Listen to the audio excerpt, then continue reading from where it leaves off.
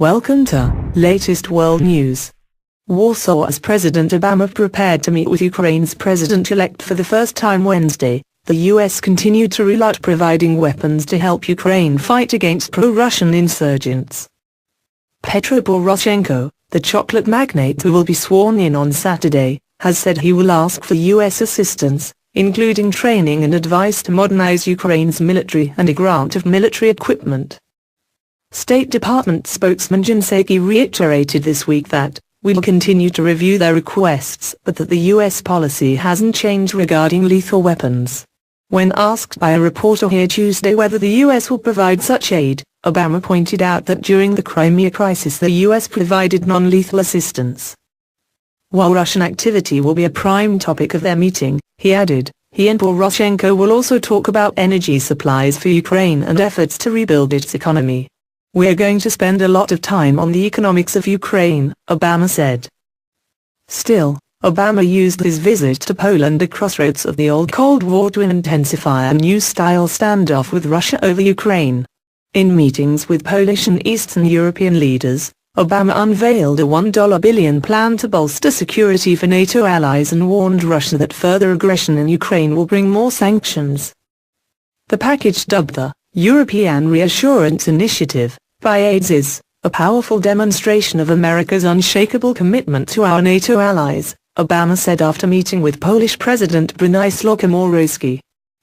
During a day of meetings with various leaders, Obama said European security is a cornerstone of our own security and it is sacrosanct.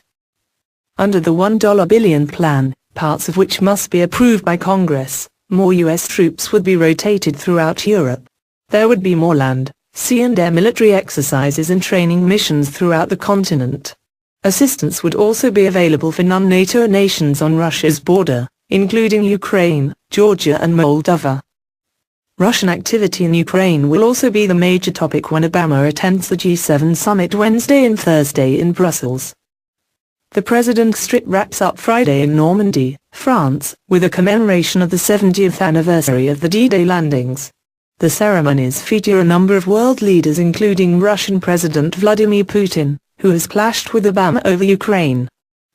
Obama and Putin don't have a formal meeting scheduled, but Obama said he is sure he will bump into his Russian counterpart. He called on Putin to encourage violent separatists in eastern Ukraine to stand down.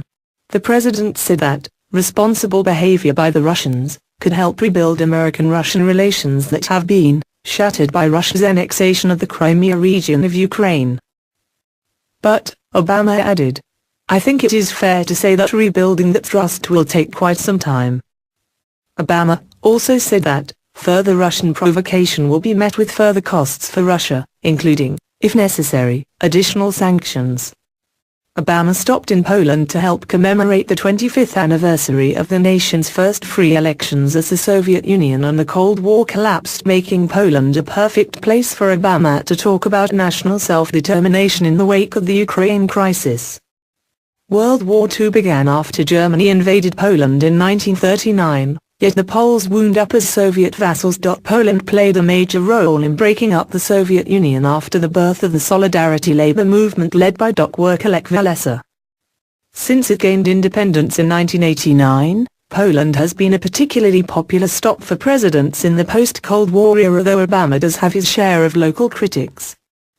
Walesa himself, a former president of Poland, told a Polish television network last week that Obama has not been robust enough in the Ukraine crisis. The superpower has not been up to the job, and therefore the world is at a dangerous point, and maybe it really is the case that lots of bad things are happening in the world because there is no leadership, Walesa said.